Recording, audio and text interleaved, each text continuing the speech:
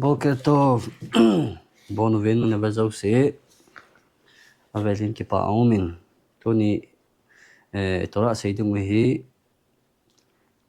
Eliezer ben Naomi amadam na ding hintin tala Naomi bat Sarah. Amateni hagaw lam leta salama Hashem indam na hinpi na ding in tuni isi ulding wihi amateni dam na dihitahen. Tuni inasay no mo pihan tala khatgani say tawin itopik ila mong penu so ipizia mihim in tora hi angai lutna nei theloham ipizia simnom na lungthim apu theloham tipa chung sang tin ale mihim nong di hitalahen ipizia tora na simnom loham tin dong diu tarahen saiding kilep na ding tampi ding hin hi kilep na thei ding ho so tamlo example ga seleven hi akilep na ho so ichana di lo hi dan pa chu ka sei khen gulew han khat in example them khat na ale mi khat pa chu ka dong tadi wala hen epizanga tora na simnung lo ham tin sei ding la hen ama pa chu phatwa le hen ta mai thei te se ta mai thei ke hepo kum tam zi a chu ka lo ha ta poi ti mai thei chu a hen la hi che pa chu adi lo dan chu ape pe la kal thei hi dan chu piam te hele ale ama pa ko ma chon ale zani ke hepoi suna ke hepoi lo le khat veini khat masang kum khat masang sei tu sei ta di hilawen mi khat ahin su mi khat asu zum kha ham elo a ho sit kha ham hi che ho chu a hai mil ta be dem ama pa chu lo ha lo hi le ale ta bang ho chu lo ha lo he chang chu mang hil ding do la hai mil ding do la hin ale a hai mil thelo wa le chon a lo hat ma manalai apa aza asi hello ti thu bo hin ale ani na chun dongkit ibita lo hen epizia tora na simnum lo ham tin sei kit ibilo hen pau het lo ji atikit me theu na ale pau het lo ji ti ding ale chon e pawa jong tu lai khanga e gam khang to ta e pawa ki le do ong tam piung ta ale e pawa ho chu sin bet na dilem le athum na ag kit lo hen tu lai mi na tong na ki hi ji achun igela hila chun na tong ho ading achun aha asama ma jin e cha chu mo ho ding ong pansat na kilet ma thei chu ma hin so ipizia chu tora na simnom lo ham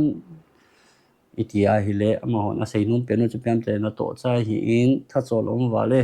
tha kinezi talo ani ni ai le imu ding bo ta ti longyal asei ji win ale thil ki dang chu piam te ai le e banga chu tha chol hami ti kit ai le chon kitchen na khatuna howe lala na to cha yang chi thei tho je lu gamthat mun gamtha ta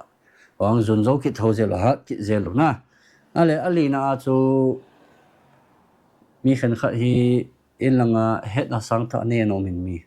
ale am ho kum ma chon ipizia tora na simnum lo ham te ale ka het bedding zong ta poi ti loi zong mi aki da poin and so leng solamo in proverb apsiam proverb bong som ni le go chang som le ni na chu psiam ta hele mihim amal ama chang chi sa khat hi amale ma ching ki sa tin hai chota bang mi chana amale ma ke chang chi sa pa sang chon mingol ta kha chu mingol ta khat pa ding in kinep na om zoi ti chu pi senum nam tia hele ichemi ki chi sa pa chon ka ching nai ka he nai tia ki gel je a chu mi dagin a hil na a pho na ho a sei pi num ho zo si chu ka ma chana sei pi num ta lo ding ka sei pi ta be zong le cha cha se ta ki e pya malwa gel theina ko ma cha hil na ho aza num lo de tai ting la chon koi ma cha in hil loading heta chu het na pa khel a chu het be thil anei ta loading ai te hilami ngol pa chon angola ke het je a chu mi cheng ko ma thil azil be atha azil be a chai chai na le chon mi chim ta hong su the ri chom chi a chu jeng solamo in amal ama ke chang chi sa pa sang chon mingol ta khat chu kinep na nei zoi di chu mingol ta khat pa denga chu kinep na ong zo ani so khonong le hong ching tho de na ale lang khat lang abana anga na ga ve ki di lo hen mi khat so thasi ji ong mai thei lung lut lo ji mai thei na ha chi pa chu sei thei ta chu question hil chen thei ta zo le ale agup na chon ga ve ki di lo hen e hil ding lo ti loi jong ki chami ki sim no ma e hil ding lo e sim pi ding lo e to pi ding lo ti ki na chang chu di lo ji chu pi jam ta hele tu lai khanga hi a kho mi tora sim ki tai se la hi ai mi ho ki ta in ama ho ko ma chu zan si ham ka poi phat ne sun ham pong ka khat ka poi minit nga ka poi ham be chu ka to a ka ki hil sa thei chu la asa gi na chun ka ve ki lo hen zui zo lo ding zi na a zui zo lo ding a ke het ze a chu sim nom lo zil nom lo ai chu zil be ala chun a het be ding cha zui kha ding a zui zo lo ding ti pa chu a ki cha in cha chu sim lo jong ki ki cho in la het ding chu piam tila mishna pir ke avot chapter ni na bu mishna nga na chu pi ke siam ta hele en bor irechet ve lo am haaretz khasit izo Rambam in bor ki chu koi ta bang ham bor ta hele het na le chi na nei lo chu ta le chan khan zan zong nei lo chi chu bor ki ti ti chu na khan khu nei lo het nau nei lo ti chu pathin thu langa het nau nei lo thagau langa het nau nei lo chi nau nei lo chung chu na chu ta sala ma zong chan khan khu nei lo kha chu bor ki ti tabang mi him kha chun chon set ki ti hi itabang a ki cha ding iti ki cha ding ham ti hi hepoi ti charam bamin ramban ka tinas likha abana am ha arets in ti phala chun koi ham ta hi le thagau langa chi na chu nei lo ye jong le ta salama chun khan khonun khu nei tabang mi ho chu am ha arets ki ti chu am ha arets na ama ho tabang ho chun ta salama khan khonun khu anei zi wa chun inge khata salanga chun phana be ta hizong le thagau langa chun mi chadik ta mi chon phata hi thei nai sai lo hi we de sumo chu nga chu mase khet bra khot application am cha hi le izoi sei pau thagau langa na chi na lama koi ta bang chi na nei lo ki ti chu lungsit khotu phal lo a hi ati chu lungsit khotu phal lo wale kuna ki mon te le a source chu Isaiah achon veleu hen Isaiah 27 bung 27 chang som la khat na chu ki sei chu i khatte adom mi te sei na khona epi siam ta hele kilo am binot hu alken lo ira khamenu osehu ve yotsro lo i khonenu ti chu ama ho het na nei lo a hi nam a hi zi uwachon eze achu asim pa ven am ho chunga chu khoto na lungset na kiti anei lo ding etia ko na chu koi tabang het na nei lo kiti chu asim pa a hin bol pa chun achunga chu lungset khoto na anei lo ding ati chu na he lai ko nei mo theu chu piam te le chi na le het na i hin nei ting la chun hasem lungset na le khoto na chu ke chang thei ding ale abana akona chu ga vedi hilowen tora azil ho hi vai cha saval na tora azil zi wa chu vai cha sau mi khat tora asim tin la chun hinge nei zo talo to na tong lo hi ze achu asuna zana tora asima hi la chun mi nei bang ga nei zo talo ala chun ta salangai ve ding ala chun ma pa chu a ho salo anei zo lo ma bang ita chu a hin la peke avo chapter gup na a misna ni na chu pi ke siam ta hele levi chaparabi uswana seidana chun tora a ki di pa khela hi chamthat na nei ding mi him ki ti khapoi nai poi chu chamthat an ti phar chun nong kham na nei lo ha sa gen theina nei lo dam lo na nei lo na chi pa chu ho zo sa ku na jo zo si nei lo chu mi a chamthat na nei ki ti pesiam ta hele sumle pai nei zi me a chu mi him ho sa jing ta jong le lungkim na jong tam na sumi ne a hele a chu pikesiam ta hele yang solomoen marbe ne khasim marbe de agah ti chu mi him ki tin sumle pai nei la go a hin ho lai si in lungkham na ding jong a ho we ati chibo chu hi lo wa mi him khat na hin nei zo tin la chun mit phalo na ain harai ti hon chong hi tam kit na mi hin thang thip ding tam eng sit ding tam ni che thang thip na pa chu khawe ting le pathin phat pai pi wa le thang thip na thu hi chu min sei kit le han acha ale che wa zo sia ku ne mu chu pem te le mi him ki ti tora sim lo na ding a hi kilep na thei ding tam pi twai sei ho sei lo a zong chu za khat za ni yong sei thena lai hin kilep na ding atam dan nan chu a hin la ichi kilep na ding atam jing wanga chun ara Yehoshua Hiller kiti pahin a sei dan a chun izan kilep na nei zong le chun ati chun izan kilep na nei zong le chun a main point ki khai khom na zung ni bo a hi eti akhat na chu piham tia hele pathin thu kiti tora thu kiti hi amit ve a thu pi na nei lo pi na nei lo na thu pi sa lo pi sa lo man tama sa lo kidam tabang mi him pa ringa chun agot na sang le jing ye chu ai chu pizam te khovel thil in alu asu cha laita khovel thila ki ha bul wal be se je a chu alu ro si cha laita in je je a chu thil hoi thil pha zong tora thu pathin thu hing jing zong hi a hoi dan aman lut dan hi a het thei ta lo je a chu je pa ta bang ding a chu punishment asang hi e ti chu nen la ani na a chu koi ha me ta hele tora lo pi na chu he a hi wa nga chu thlep na ina thlep je a chu ham pi je ham e poi lo pi sama ma jing a hi wa nga chu ki pan do zo lo na thlep na je a e pa chu hi le a go na chang jong le zo ai sei pau sang a chun a go na nim zo ai chu pi jam tel ama chu tora lo pi na he na man lut dan he no a zo lo ji thu bo a sim lo he ati chu a chu ke dong ni hital le hen mi him hite ni la chon hoi che pen zo chon ke pang dem tin sei di lo hen ani na pa chu mi ro sin i than diwa hin het sa hin chu e pi chu ham ta hele tora lo pi ka sa in thu pi ka san adi zong ka he in hi jing le ka zo poi ki pa do ding kho ha asa ka sai ai them tam walin thapna tam wal kia is sei ding in ki hin la ta be a hoi dari khol thu di hele lung thimu hi vet khala magnifying glass a khon na magnifying glass ham ayole microscope ham lung thimu he vet di hele hen adi chala chu mi zo si ha tam zo mi zo si ka te pa tam zo hi number 1 pa tora ngai lut lo tora man lut na hello pa na man lut salo thu pi salo pa chu ibon wa ina su ke ding pg am ta hele tora pongka kha na sima chu te ka na tora pongka kha na sim ding lang khat langa chu e che tora pongka kha na sim sang a chu namo ding phone na ki chip ding sang khat ka hin pi ding ti mi khat ni hung zol ta leo koi ham ada ding ana pongka kha sang khat lo ding chu ke ma da ding tora sim sang tora sima le chun pongka kha chu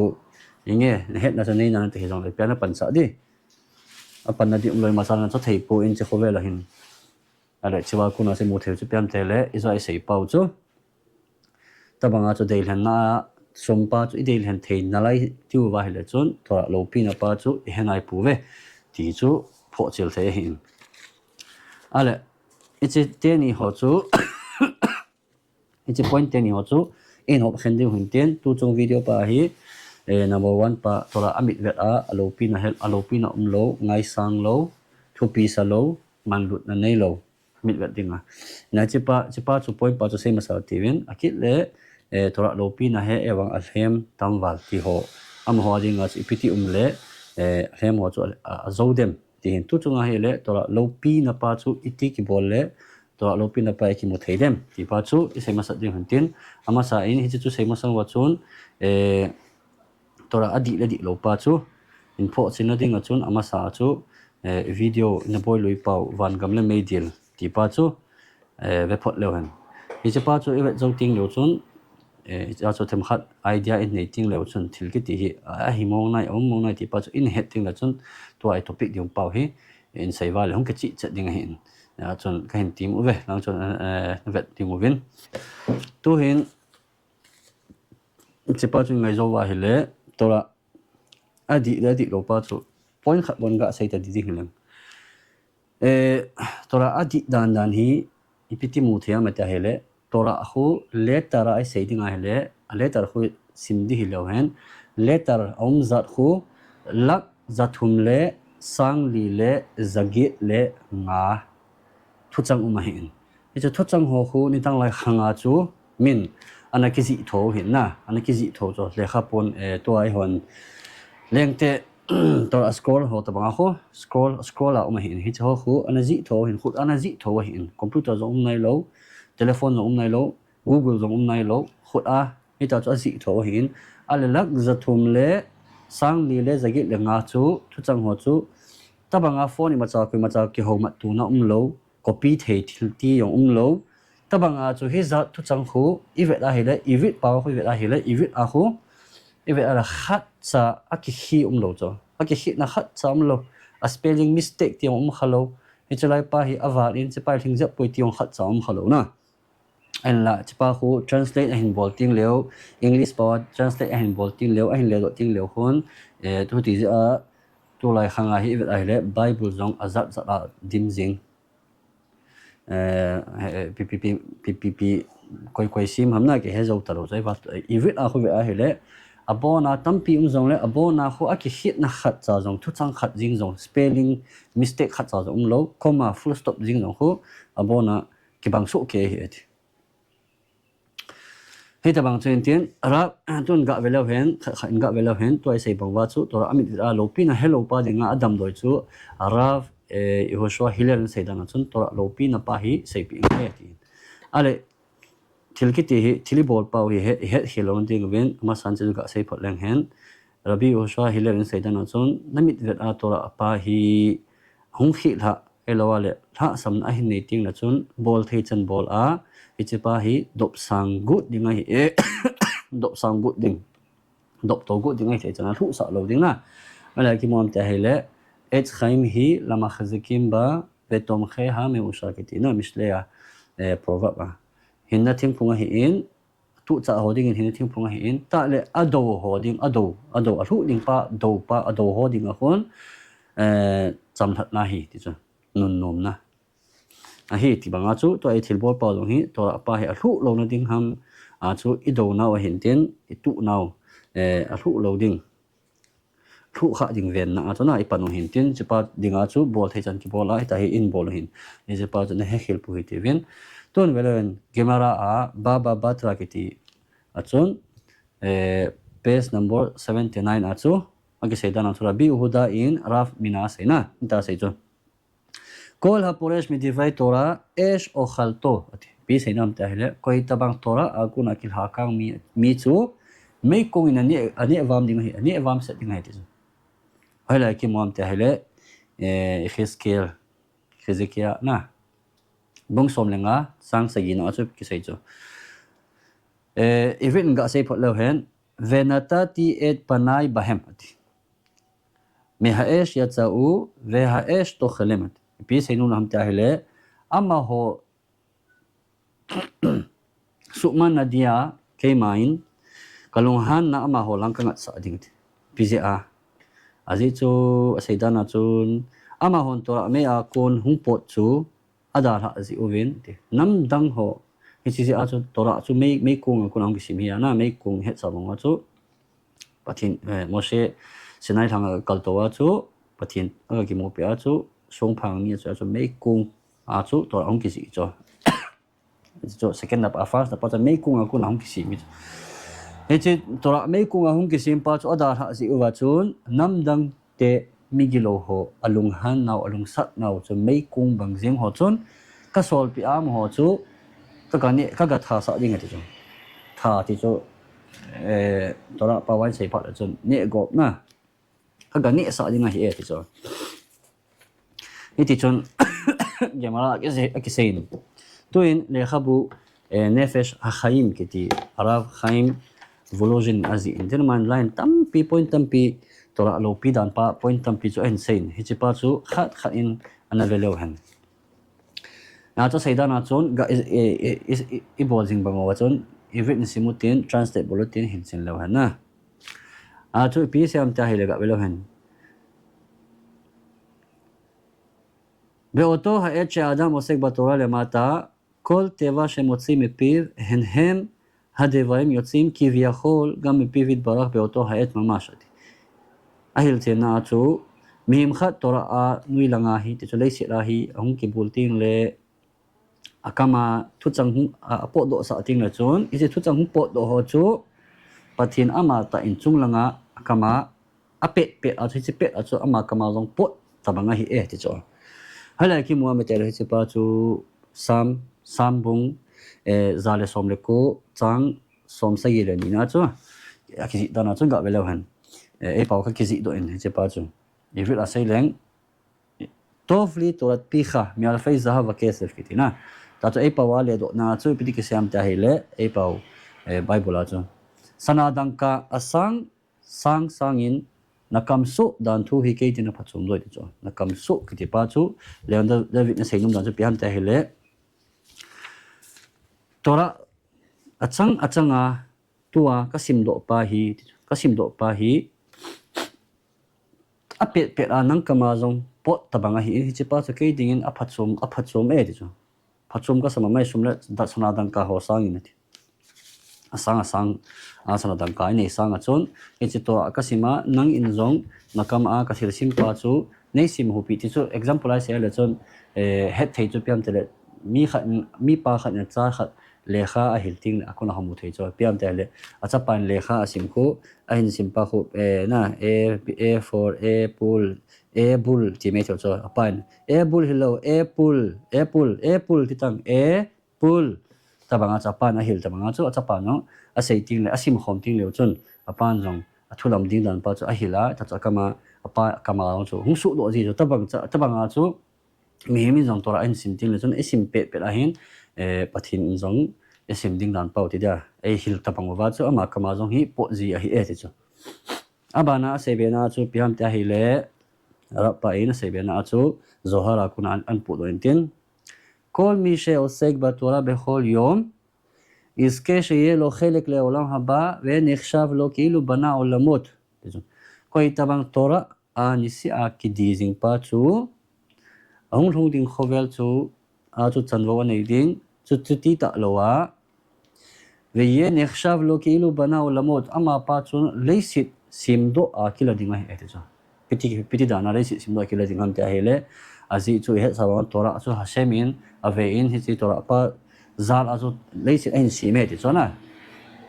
azu misli azong proverb azong muthei chu piam ta hele proverb bung thumna chang som le khuna chu hasemin leisi an sina hasemin achi na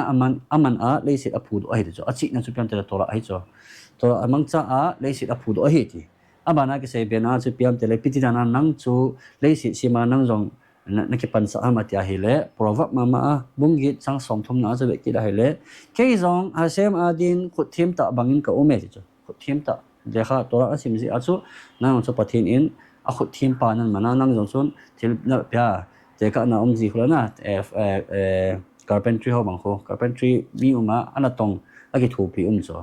table banga ga bol aga tu pi aga tu hu ewa thi ki khat ni aga het sa ti ho ta banga chu ale ahin sim do pa le chon ani hona sim do pa ta chon ta banga chu koi ta bang to la ki di pa chu ha sem to leisi sim do ta banga hi ve ti chu leisi sim do akila hi ti abana zohara ki sei ki mama chu pi ham ta hele ri na sei na piti siam ta hele hita sei chu bo ure divrei tora kidushim hem eilunim hem metukim hem hu vevin tora kiti tora thu kiti hi athin thodan alopi dan le atui dan hi hu vevin ti mi she osek batora hu keilo met kol yom al har sinai le kabil hatora ati koi tabang tora akidi pa chu akidi chana chu sinai hang a tora akila apit ra sinai hang a tora akila tabanga hi ati tunia akila tabanga na kisima hi ati abana sei bekit nawa chu zohar mama akharai mot a chu pikisiam tahile kol mi she makshiv le divrei tora koi tabang divrei tora thu angai a nakul do a tidam ashrei hu ba olam haze anun nome ati ichi khovel hain bizia keilo kibel tora mi sinai ati biziam tale ama chun tu perahi tora sinai hanga akisan tabanga hi chung chona chu omishe mate ozno le kabelam koita bang anakul do achu tora thu achu anakul do achu noten kavot le melech kadosh leng pa chu zana api tabang zana api hi in ve noten kavot le tora ala ta le tora chunga jong chu zana api e ti echize achu tora senaya kilhan aki kisan tabang heti ipisi aham ga veson kilohen iti dana tora a ki dizi a chu ama pa chu tua hi atora aki di sung chu senai hang a tora kisan pet a din tabang wa khu ding heta klati am ta hele azi chu senai hang a din wa chun pathin thu hung gina chun amisel te thin tho dan dan pa chu tora to hen ki be otaba pathin to khom tabanga kila ta chamo chuna khom tama kila hi ji wa chu khom be chalu pathin thu sei to chun lang aka sei dan chu pathin thu chu aki nai dan dan chu aki be dan chu thu chang chu amu theve ki chu thu chang pi ki mu theu na ke poi thu chang ki sei pa chu amu theve ti pi jam tra thin tho wa ji u le tora pathin to aki nai wal ji u wa chu thilo se chu ki che ta amu theu he ti ni chewa ku na chu an sei do wa bechol et ma she adam osek ve hoge ba mihim khat tora a akidi ham eilowa hele asei do lai si achun hu davuk al yada be dibro it barakh mamash pathin thu chang to ama chu ki be tabang hi pathin thu chang a chu be tabang a hi in enchize a chu pathin hashem compound in chana to article sei pa hashem akuna hum pot ngin chang hi je a chu senai lang hum pot ngin chang hi tabang a hi je a chu hi chi pa chu to nan sei do pha le chun na sei do zal a chu pathin thu thing pa de chun nang chu om khom ana kila he ti chu vegam ata ba'et shada mosekba bechol teva oto hateva mamash nechetzevet as lahavat yesh mipi barakiv yachol ti da chu tora thu na hin sei do pa na sim do pa na ki dina pa thu changa na sei do pa chu chi thu chang po do pa chu pathin kama ko na me ko nga hu po do ta bang hi ati aji zal a chu tora ana ki di zal a chu itabang thil lo pina bol thia ma tia hi le asebena achun veaz mishtalshel ונמשך שפעת אור וברכה. איזה זל עצון, צ'ונלנga kuna vang nan kai ha hoilai kuna ma chunglang hoilam tale me ko so sai lion chunglanga na wang na pa chuna kola olomod vegam ha are ira mi khevoda umidbare khe ichi nain kai ha zal achu leise pum pizo siang bona nawa sa chung chuna chu wang phatna nahin koilu ei tai chu tale umevi harbe tova beshifat brakha le olam achu leisi rahi thilpha tam ta le wangbu na tam ta leisi anin nang zala nang in na kai la hi eti abana tana de velia huwa sedana chu pikisiam ta hele kolat lomet tora haraize mevi to wala olam jo se tabang wa chuna koi tabang tora simpa chun leisi rahin thilpha ahin kai lu ahin puilu eti chu ahin koulu de hechizal a chu ויכול הוא לבקש רחמים ולהתפלל לפני הקדוש ברוך הוא הציזל עצו תלפה ההן פולו היג'ץ אמה בוצון פתין קומה חתונה תל אתום תהיה פתין חתונה זלת תל אתומה טאונה מנעה גוזות לא לבנג הילה גוזות נדינגו טאונה מנעה הונזוזינג תהיה נא טאונה תורה אסים זה עצו טאונה מנזולה טאונה פאצו כסנגה הייתי ai lai het dingon chu piham ta hele mi kha in tora asima hi le bo atawno ki sang e ki hi chu na hin la lang khat anga chu prova ba ki sei chu piham ta hele re ga chima sanga chun pga chu tora asima khat chu atawna mana ra tawna ki sang e ti ham ta hele azi chu tawna ki ti hi ipia ki khai ham ta hele tora a ki khai hi bo ve chu ije tora ki khai hi ja tora azal a chu tawna pa chu hu जो पहले से दिया अजून अब हम जाम सोना है ऐसे जैसे आज तो ताऊ नहीं मना है तो आसिफ हाथ ताऊ ना मना है ले ताऊ ना मन पासो गुल हम जो है प्रोवा बिना सैदा ना चोन प्रोवा बुंग सोमनीले गे चांग कोन आचु पिकिसे हम त्या हिले मी खिन दान थु ना मी खिन दान थु ए पथिन थु ngai na dia akola he manga हिले ataw na jing zong thế ta he keti pise am za se tabang wa chu tor a ki khai khom hi je wa chu tor a chu azung hi a azung lowa thil aba ki thelo tabanga chu aba jam thelo hi tabanga chu da chu tor a pa chu i chop khana wa thauna pa bo na isim isei pa chu che pa chu i thelo hi e chu chi ba ku na chu mu theu chu pyam ta hele sabat ni ho le e ho in nupi ho in a ho in te hili mo isim jiwin sam ho isim ziwin iti zo phat le chun tora thu isei ziwin ale ipiti bolzi va metel e ho hin tehilim ho chu isim zi ovin isim chai ting leu chun tora thu ki saiting pha le exam zi ta ve na o te le chun e chewa ku na imu je pi ham ta hile izo ai tehilim sim zo si u chu taw na ta zo ale taw na pa chu ei kisan pi hen iti ding ai le chun tora thu ingai lo wa le chun i taw na ma no chu mo se hi ta chu la ya proverb aku na imu to dung zoi wa chu na ka sai kit leu hen mi khanin adan thu te pathin thu angai na dinga kuna anakul akul ahai manga hi le ataw na jin zong chu the ta hi kiti muti hai le he dimo chu tu akuna ki sim phat na diu che pyam ta hele te hli mi sim chai phat le taw no pa chu pathin ei san pi te te yo hen ti dingai le chon je zo phat le chon tora thu yong chu ingai te te yo hung ngai ta huti le bo chon i taw no pau chu ki sang the huti le wa le chon i taw na man zo siu cho bo na chu the on pathin mi dinga the e ho in te ka na the in ti phat le chon e pya mi the pe mi me the pen zo lu ai lo le sai mo lo wa e na ti ho chỉ họ tập cho cái thiết cho mình anh bắt thiên ở tiếng ở chỉ họ tập bằng ở chỗ họ tao nó họ rồi chỗ tôi là thu ngay nhung lẩu hạt tiếng ở chỗ tập bằng ở chỗ thiết ở hiện bạn ai cái sai bên ở chỗ ngã về cái lẩu hẹn Rabbi Rashbi na saydan ato na Rabbi Shimon ben Lakish na saydan ato masakit barakot na saydan ato pisiyam tahile nita asay kol haosek batora yesurin bedilin hemeno koi taban tora a ki di pa chu achung a gen the ha san ho zo sin adar ha ding hi ati chu abana aki sei bena chu masakhe brakhot mama na koi tabang luchang na nei chu tora in ki di hen na khash be grono khash be rosho ya sok batora luchang na a le tora in ki di hen alol na a le tora in ki di hen awen ahile to an kidihen ata asa pumpin ahile to an kidihen ipisi aham ta ahile azi chu proverb a ki seida na chu proverb bungli changsom ni ni na chu pikisam ta ahile tora thu kiti chu akimudo pa dia na hinna ahin ata asa phelevo zong adam sa the ahi ati chu mi hin ta asa phelevo adam lo ngau siang bona tora thu in adam sa the ta chu leng slomo in ana sei chai ta chu abana divrei Eliyahu lekhabwa chu tim ga Eliyahu lekhabwa chu pikisiam ta hele adam shavar averot harbe mihim kha in chon sit na tampi ana bol do ta henlang hele vekansu alaf mita ma chunga chu chon sit a bol a thi na ding chana hi chunglanga hi suya kayuta chu ahela ama pa chun pi bolam ta hele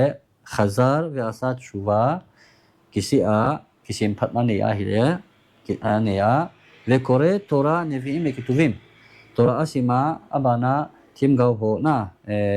tanak pumpi asim tai tora neviim kituvim ho chu thuma chu tora adung asim neviim ong asim kituvim long asim abana chu yashana mishna ong asim tara midrash asim halakha asim agadol asim chitu chuna chu tarmit khakham khat chu adinga ama chu soltolo ya gapang hechipa tabang mihim khat chu achunga zakhat ve thina ki kai ta jong le pathin in a chon sit no se bona ama khuna chu anot mang pi dinga hi ki ti chon Eliyahu na vina Eliyahu thim ga Eliyahu ahinga wangam kalpa ama in ji chu ahin sei chu abana zohara ki mu beket na chu pikisiam ta hele ta ki sei kama khavivim hem otam sheoskim batora lifnei akadosh baruch hu ichana pathin angai na hitam tora akidi pa chu ki kol mi shosek ba tora eino me fakhet mi mazikin ha ulam mi mazikei ha ulam koi tamam tora akidi pa chun leisit a thil ha ka hepoi sa ha ka hepoi na mihim tu sit pithei ho akuna imacha akicha ding poi ti cho pisi am ta hile nishmar hu lemala chunga kun ma pa cha aveng uvin chung chona chun nishmar hu lemata nuilanga kun zong aveng ding aumet ולא עוד, תצבו תהילוה, אלא שמכניע כל מזיקים שבעולם ומורידם לעמקי תהום רבה. תצבו תהילוה, אמה אין, לייסיעה תוסית מנפתי, תיל הגאו פלו הוזו סיצו, אבונה אמן תורה כדיזי עצו, אבון עצו, עצום חום מיידילה, אגל אמה תחר עצו, עשות מנגתי אתיצו. היצנה עצו, תורה סימהו לא פידן צנה. leisit a izwai na seu koi tabang tora akiti pa chu leisit a thilpha abol do in thilpha tampi an pulut in ti pa chu ipi tabang thilpha tampi pulum te hele azi chu thilpha in pulut a brakha in pulut na pa chu piam te leisit a thagau phalo thilha phalo ka poi elowa hele sanga pipinga ho chu abona ma tora asim zal a chu abon owa chu mangam ta chu abana pi kisiam te koi tabang tora akis ke dipa chu מעברים ומסלקים עליו כל טרדות ועניינים מעול דרך ארץ עתי. לייסית העשה נגן תינה בוינה דין הו. זהו שיעקונין תורה כדי פצון, הבון אינה מעצון עקון כלה דו פייתי. ויה כימום תהלה, פרקי אבות, chapter 3, משנה 6. עד פרקי סיים תהלה, כל המקבל עליו עול תורה, מעברים ממנו all malchut ve all derech eretz. Na ko itabang ama chunga tora nam kol kila pachun keput pachun tora gidan tora tupi keput pachun ama chunga konin all malchut ti pachun malchut ti pachun chunga parliament ho akuna tatena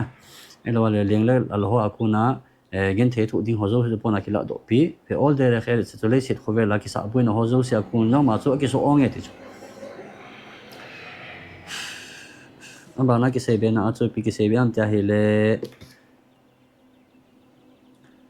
kara adam torah neviim ve ketuvim mi khadin torah neviim ve ketuvim pa so asim a hele atijo hichi asim zal a chu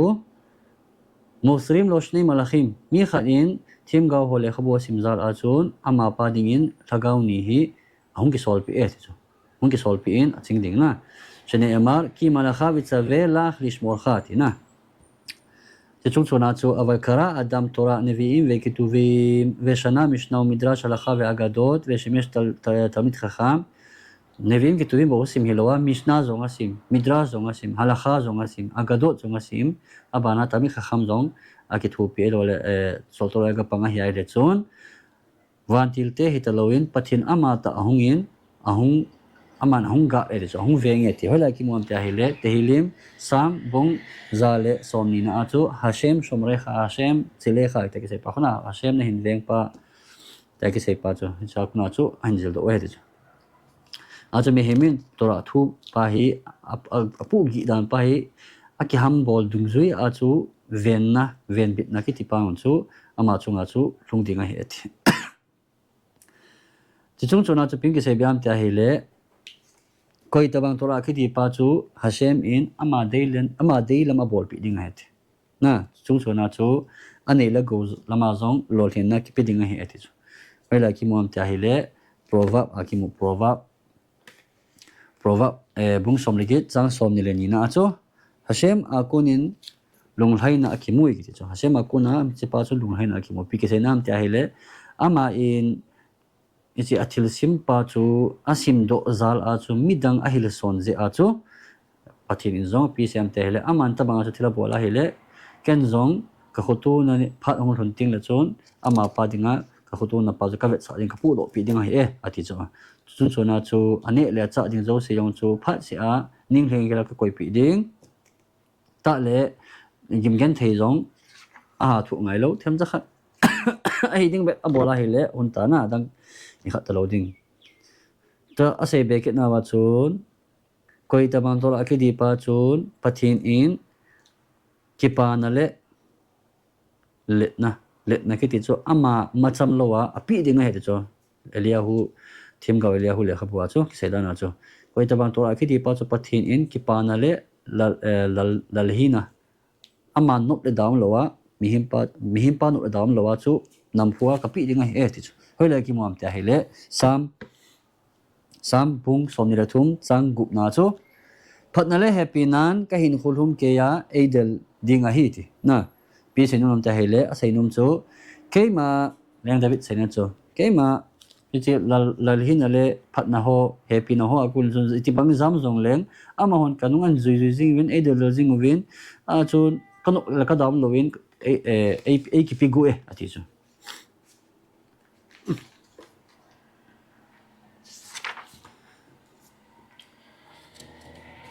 abana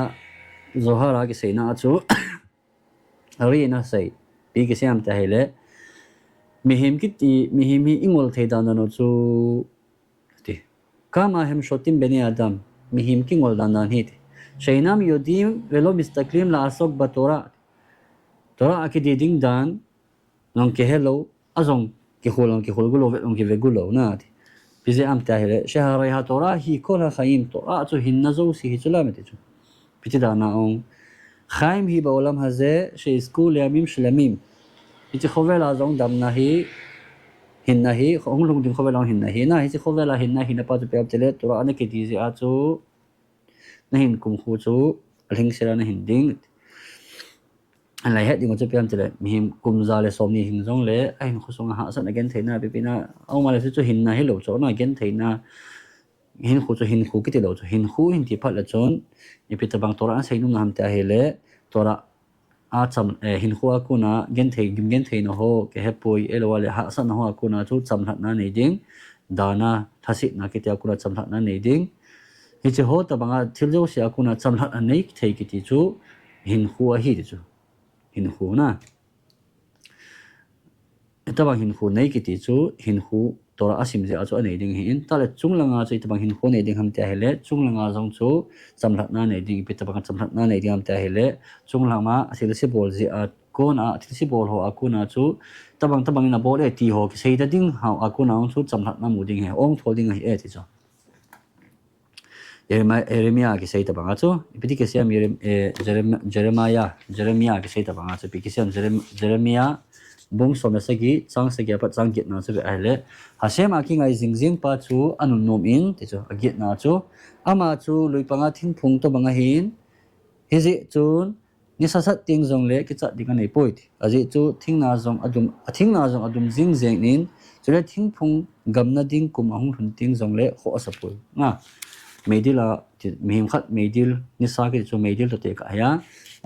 meidil a jong chu man ki chat na ma sa nei ta lo ding he ti piam tele pathin in ama pa chu aven jing ding he je a chu ai to aven na hi je a chu chi ho a ko na chu ong thol ding he e ti chu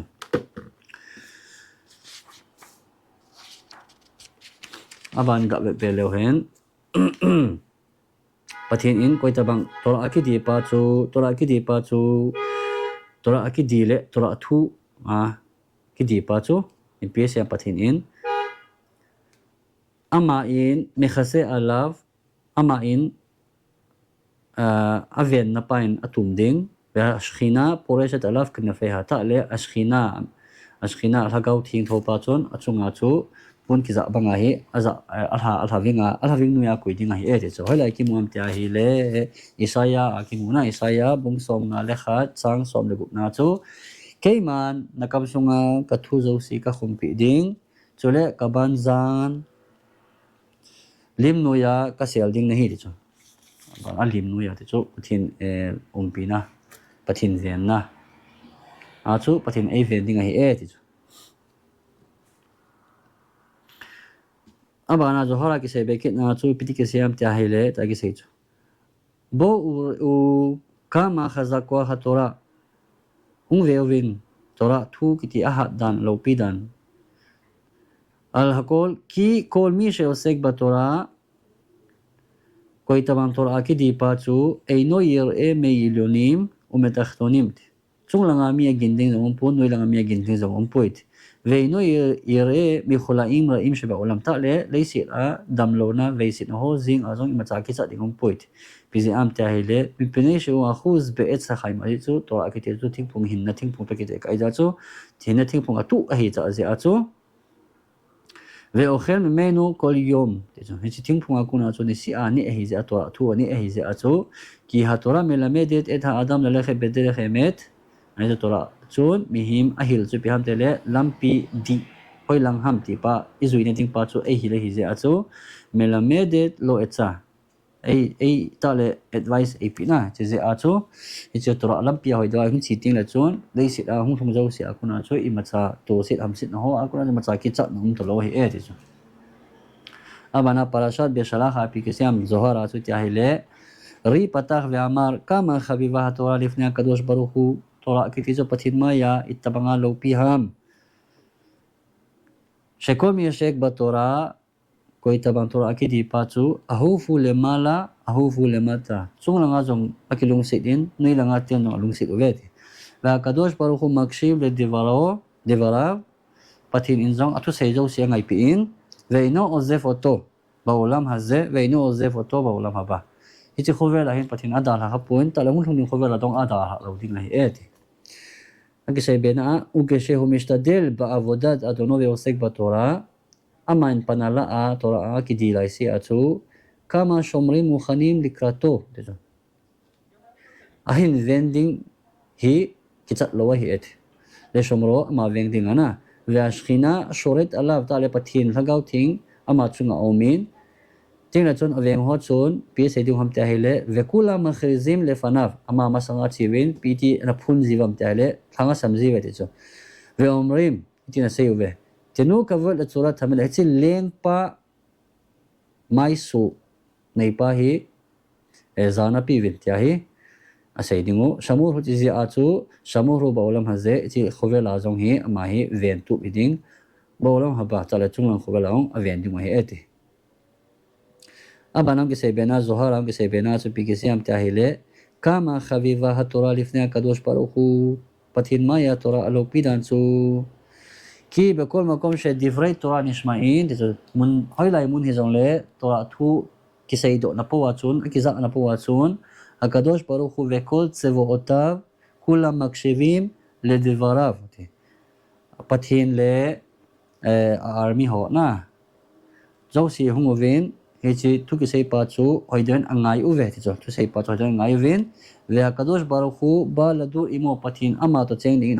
hung ji ama koma cheng din hung ji ti hoilai ki mom approve to ta hele pathin hunga mi ji thu sei pa koma chon hung je ti pa chu he ki mom ta hele exodus bung somni chang somni le lina a chu ta ki sei chu hoilai mun hi jong le kamin ki pha do na mun zo sia chu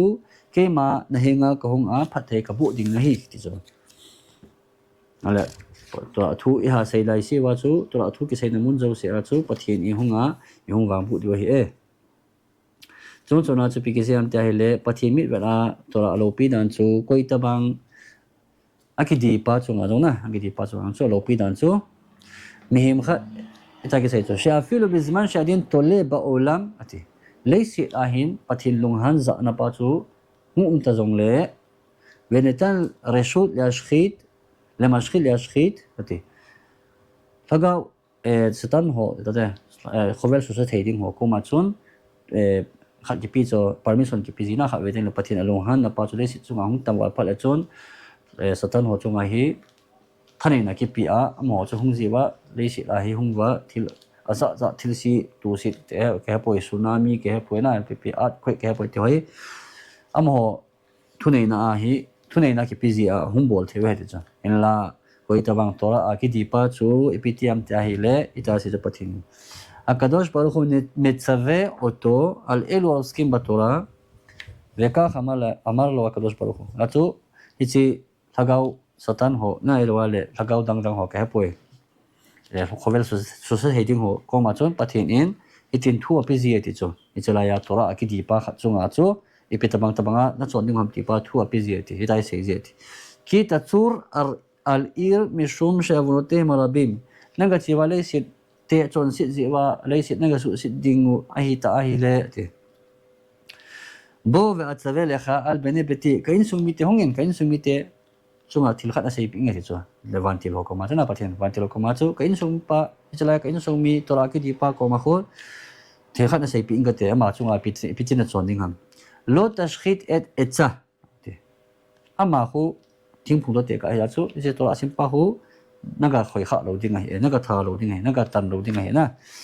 pisi am tele ze tamir kham shu beir shu et ha khaim et hanoten perot je tora asim kha chu kho kha a za chu acha khomi pi te ajinga chu ama chu thing hinna thingphunga hi en eche ama thingphunga ko na theiga ni hi ji wa chu ti je a chu ti phala thingphunga the ni ante a chu le tora simpa chun khomi pi te ko ma chu advice pi ji ai che advice dung ja chu khomi pi ho ki pu na e ta banga na pya chi ding tia chu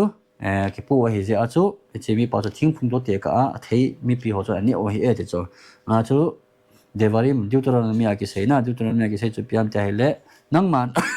van ti lo sei na chu nangman ni khotam ta sunga khopi khat la te na dia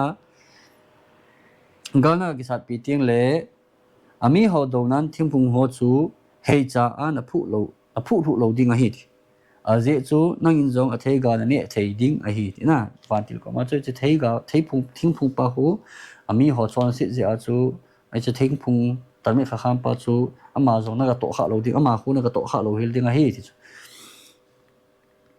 na ga to kha lo ding le hainu le do khalav din velo le hoshit alav kheref le hetet ki adam et sasade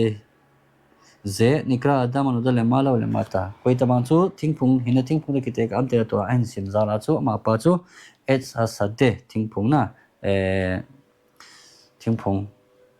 phai tu la thingpung ti dai lo wa thingpung to te ka hin thingpung anei lo a aga nei lo mi o se ne the tabang chu pa chu na ka to kha lo hil ding a hi tin van til hokuma sun thu a pca ti aba ning ga ve kit lo hen zohara ki sei nama ma chu piti ke siam bor האדם שלא זכה לעסוק בתורה בעולם הזה והוא הולך בחושך תטוין אדן תמחת כחיירין koi thung siam te tora ki di pa hi taron tora ki di lo pa na pa ma sai ta chu piung siam te le koi ta bang hi chi khovel a tora ki di lo chu tora ki di na dinga chanlo nei lo pa chu tan chanlo nei lo wa muthima chi pa chu ke shi yetse mi ze ha olam hi chi khovel adar ha ting le lotkhim oto umakhnisim oto le gehinom a hi pa chu apui ding oven gehinom ma ga thun ding het במקום התחתון שלא יהיה מרחם עליו. היצי מונעצו אמונים פן דין כוי מצאה מה חוטונה כתי אומלו דין היצי. היצי חוטונה נלו הוצו יתי תקה אמתי עליך חמנתיין ויצאנה חוטונה נלו הוצו תקה היצי ונטיל מפלו ונטיל פלו הוצו חוטונה מי חוטונה נלו ונטיל הוצו אמה פצו אקאי פיובה גהינו מידילצו אגה חומלות דין היצי. הוילה כונה מובם תהילה Bereshit na Genesis bung som thune sagi chang som ni le li na chu piti ke seam chu in ama chu akayovin ko hu sung khat agal elu ta ve de cho koi ta bang mi se nan te hele to hello pa chu ko hu sung gal elu ve de cho in la ase be na chu ko hu wang chu anakeutan tui jong anakang tai na ko hu chu akeu tui jong talo pi ke se nam ni chu question ga to thei chu piam te ko hu chu anakeu tai te la keu te tui lo de sa ta chu lo na a kêu hình cho mà sáu lỗ chứ rồi bây giờ ở đây là bây giờ tuy rằng là căng tay thì hơi mà thì cho khá không tiền xảy ra mà chọn ít có hộ cho akan pa chú tuy akan riêng và chọn akravim và khashim na gulet họ bây giờ sẽ gulet tăng cái tiêu ha dim sẽ đây rồi tuy lỗ na có hộ cái tiêu cho gulet tăng tâm pi mà hiện dim sẽ đây thì chỉ muốn là cho anh lệ lụt tài về cho mấy dim lụt tiền cả hết cho quay tabang sunga imacha tora het na nei lo pa chu ko khu zong ama akeu banga chu imacha sunga lo ta banga sit na bo pa chu na ko khu kewa chu kile lu ding he de chu ko khu kewen ti pa la chun tui lo in ti la chun gula tang ho ti na he chi mona chu ki hi ding he et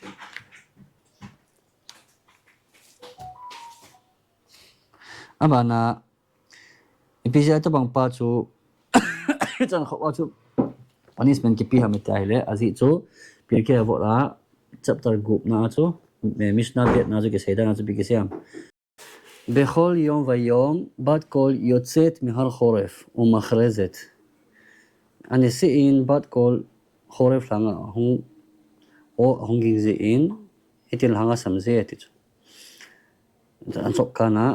point pa bo chu ka sei lohen shekol mi sheino asek batora nikra nazuv nazuv koi tabang tora akidi lo pa chu nazuv tina ki min vo eti nazuv ti chu piam de dalha lo le not mang pampai na epijama pa cha pampai am ham te hele dalha a not mang am ham te hele azi chu ita sei כיוון שלא רצה לבחור בחיים וטוב האמיתי אמה אין הנה אלוה הילה הטוב האמיתי תלהוי דיטה פצו אכל הנום לא זה עצו לא ולכל הבריות והעולמות כולם אמה דין lấy sự pum pi ding an hen pi nung lo zia ta le ule hit the bag at small boy barak pathin a be nung lo zia chu ipia bol am tia hele him it shifat oram shel awlamot ti hagaw meiva leisi dahin asul hom in vekilkel ubilbel sidrei hamar kava akidusha pathin thilbol na pa chu su si in asubuin vehekh shikham tale leisi dahin hagaw langana muthim ahin pulu in vegaram ra alat smo ama chunga dingin amalama in sitna ki boldo et ipichu ham ki boldo tele she pashat bigde akodesh thilman luta thilthing tho sang khola ki apa ta ki su la in ulavash takhtam begadim tsoim umetuna femati sang khol ki da umta cho ki a ji sang khol thing pa khel chuna ki a in ni chi pa chi ti kisim do am je sang khol ki da pa chu piti kisim do am tele ana asim iske ta avod ze ha olam ve ta anugot inyanavat ve hu metuma umetunav mehem ni chi sang khol pa chu ti kisim am tele ama ni chi le sit a ta sanop sa ana elwa hi chi le sit a sumle pai na aman lowa macha phat sum nom lo ho pa hen zal a chun sanghol aki a pa chu sanghol thing pa khel a aki khel dan a khela hi chi pa zal a chuma so amale ma ki subu a hitai chu aki subu in ale chi ki subu ze a chu sanghol thing na kya ala ya chu ma pa chun lagau thing tho hon ama pa ana ve nu hian piu hiya chi pi ho ama veng ho zo si chu ama kun ki gam hlat ta win pisi aki gam hlat ma ti le a ju man sanghol thing lo ki ata ja chu ko ma cha ga tong khanom ta lo win ada la oi tai chu cha da la pa bo chui lo wa mi bu pa mi thing lo pa tin sai ji ta ve ti chu ya chu sai kyo lo wa hang samji oven mi zo si chu la gao zo si akunin wan til ho akunin jong sai ji win wan til ho ma sang long sai ji win pi sai ji bam tele makhrizim le fanav chi pa ma sang chi ji win hang na samji ve ti ve omrem histalikum misavev le ploni ti zo hichi mi himpa ku ni hen ki ka ki kang sevin ki koi kang ovin hin na hi win tin a sei zi wet ipisi am tela sei no do ek likvoda to nafat apupa zanapa zinga khosa anei lo pa mi him hichi mi bu pa ku nin ki hin do ovin atius isi a chu oi lo sha zubu hu ai lo ni wa ta khuni mati isi sang khol thing lo bu na le sit nup sa na ki habul wal be se a chu chunglanga ku na zo ma chu dal ha a ding nui langa tia kuna on dal ha ding pam pai pam ki koi do na ki koi do esi je a chu en lo khelek bedere ha khaim ama in lampi hinna lampi akuna on chun chanwo nei po e esi wa kuna chu zohar piung se biam tel thang ga be lo hen piung se am te le zohar ka do shin koi ta bang tora a ki gam la chu pathina kuna ki gam la e chu ti chu pathina kuna ki to sei pau chuna ki gam la ama le ma ina ki bol se a chu ki koi gam la e ti chu che ga se lo hen mi him khat in te ka na sa ya ting le he zo na sa ya ting le hon pi bo ji bam te le meng cha ho a vel ji cho mai sa hi ya pa we ko khot sam ko ngai koi jiu ale sa ki koi pa cho meng cha ho in iti le ka ne thei dim ta hi a vel le yung e chi pa chu asa pa la meng cha ho chu i ve lai sia chu sa sa nai ngam lo cho itiam khat ka chung khat cha jong second cha jong na ga ti hai mang san kha kal si chu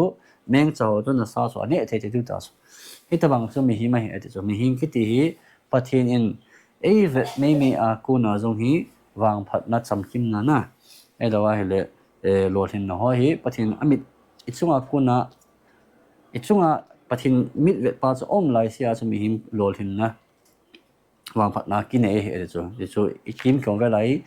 thagau phalo dim se lai choi za meng chai se bang wa chu thagau phalo dim se lai e ve le ri ngoi te la pathin in amit pa chu e a ku na la lo lai sia chu chi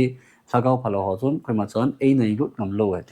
in la chon si in bol ting la chon pathin in e ve chunga amit ve un pa chu ala la ting la chon hi chi wang sit na ho thagau phalo ho zo si chon e bop ji wei tai chu ni che a chu koi tabang to a ki di pa chu hi chi vantil ho chon avel le leo bo hilowa thagau phalo chon avel le lo bo hilowa hi chi vantil thagau phalo hon ho khel a chu thakau pha ho in a ven dingu thakau phalo a khuna chana pathin in zo ma pa cha om pi ding hi e ki chu ga be be ki lo hen tora lo pi dan nan pa chu ta ki se zohara ri patah ve amal kah kama yesh lahem lebnei adam leistakil בעבודת הקדוש ברוך הוא איצנה מהם אין פתחין נטו פאהי אבט ngaitam kama yesh lahem leistakil בדברי תורה איצנה היא תורה לא פידם פאי אבט ngaitam שכל מי ישק בתורה כאילו מקריב כל הקורבנות שבעולם לפני הקדוש ברוך הוא कोई तबंग तोरा आकी दीपा चोन pungut hiltu pathin maya pungut hiltu zo si tu aki si meher suma na ולא אלא שהקדוש ברוך הוא מכפר לו על כל עוונותיו ומתקנים לו כמה כיסאות לעולם הבא. איצ'באו צו הילואה פתין אין אצון סיט אנגי דמפי בו הילואה אמה דינגה אהול תונג דינג חובר לכו תונה תמפי אסימפי תיצ'ו. איצ'פא צו הילאי מובם תהלה לבטיקה סאקי סאיפי כסיאם תהלה לבטיקה סאצו פתי כסיאם גא ולאוהן. היצ'הי תורה אהין lo so tilto dan Johnson tilto dan Timona tilto dan na etc etc so Leviticus bung sagi chang som tuna sagi na so ita ju kisei chu echa wa kuna cha hilu mu chu piam te hele tora ke ti hi bung go tilto zo si sang a hi lo pi zo hi e zo to ang kisei na pa na intele tora ki di zal a chu tora ang ki di zal a chu ama pa chunga chun achunga to sit punishment ti daute punishment is a piding hizong le te ka na mi kha en tura tha ele elwale chilsi kha abola hele temple la ki cha ki haina ki bol chana hi ki haina bol la cha chon se pa ki ngai dam hi cho ana tu la ki haina talo chula ni chi za chu pia bol ngai tam te le to a ki di ngai to a ki dia le chun leisit a ki haina is a tu zong le chun ni chi ki haina pa khel a chu sang a chu to ana ki di na pa chu lo pi zo e te leng so lo mo to leng david ki ka ang chu mu the pathin in leng david ko ma chu leng david in ka thi a thi ning ni hu ado a chu na nei thi sa sabat ni ya thi dinga sei cho a chu leng pathin in leng david ko ma chu sabat ni thelo ding ati le sabat ni a thi dinga sei a chu leng david in ai poi sunday ni le nei thi sa na ti le thelo ding a hi e chu pe ji am ta hele mi kha chu a leng ngam ke chai ni khu chat la chon khát pa leng ngam ki tung do ding a he di ha chu khát pa leng ngam ki sunai thelo khát pa leng ngam ki chon thelo he di chu ja chu ale friday ni ne thi sa en ati ke ale pi se ke am pathin ti ai le nang ma in nidan khat jin cha hi jong le tora ana ki di pa hi khonunga na cha pa in kil haina sang khat ain to sang in lo pi ka sa zoi ti chu ji ji a khona choi mu theu chu piam ta hi le mi khat tora ang ki di ting le chon pum go thil tu iza atu sang a chu lo pi zo na lai hi e ati chu abana ping ke sei biam tele koi tabang tora akidi pa chu pathin in hechi tora chu ama dinga damdoi a simpi damna simpi ni sei ta na hechi pa chu proof ga pi be ro hen ija pathin sei chu moshe koma amal wa kadosh baruch hu le moshe pathin moshe za ase omel lahem la israel te sei pi ilang tora she natati lachem tora na ho ka hin pi pau hi refua hi lachem na ho dinga damna hi ti chu khaim hi lachem hinna hi hai lai ki ji am tia hi le exodus bung som lenga chang som ni le gup na chu keima hi nangma dam sa pa hasem ki ti pa chu ka hi ti chu tora ne a sun to le pathin ki ti chu khat ya tora hu pathin min thing ngen chang ki chu pathin min thing ngen chang a hi ji a chu pathin min thing a se la chun pathin na ko ta bai pathin na hu pi ni ji za la chu damna na damwa hi jong le damna hi ta na na nga dinga abana chana ding khat ga sei lo hen asana ding khat ga sei len kohelet ecclesias akisi na chu bung som ni chang som la khat na chu pikisem te hele meeting ho thu sei hi thu le la hi lo kuina tabanga hi chu lo kuina na bonga lo ki koi pa ho phai le ya lo kui ding phat le bong ki put sa anunga en ki koi pa ho chu darban ki chu darban aso kohelet mu sei dana chu divai khakhamim ka darbanot khakhamim te thu sei ho hi athu ho hi darban tabanga hi lo kui tabanga hi chu piji ahmat ya hi le lama nim shelu divai tora le darban chi na thu tora ke sei na tora thu hi darban tabang hi ti piti dana hu te ka am ta hele ma darban ze me khaven etha para le talmidi hali hawi khaim la ola mate ichi darban lo koi chun bong zal a chu lo na kui zala chu pina bolam tele leisi la hinna hen pu lu chopiam tele lo na kui pha la khon thela kui zala ho tuin ki khol theya chu tuin ki khol zala chu namu chi hunga the chona chi hunga zala chu an sang na tu ta bang len an sang za mi hinna na pi ta chu ichi darban ze a chu leisi la hinna om ta banga chun av divrei tora me khavenin lev lom de hen asim ho adingin alung timu hi asim ho ading alung timu chu pitia bol pi antele medal ke mital edal ke khaim alung timu chu a heilam dang pi in thina lam a kunin hinna lama a hei lo pi the ati michiba zo ho zo cha kon mi chu pian te tora lo pi dan pa chu michipa hi tu in ga sei lo hen tora sim lo wa yum pau hi phamo isa awam ai lo wa hi le alo pi na pa chu linglal le sa awam michipa chu komena in sei lo chon next kit part again next video a khon ai te a hi le koi tabang tora lo pi dan he ai wanga chu thepna ha je a sim thei lo pa chu sei ti win i sei hilom le kingai tu tin i sei kha zo siu chang ha chang ni cha hi jong le a semin angai zo si adingin ta salam henal ha galam hi jong le ngai cha poimo zo si o semin email som pi ta hai no amen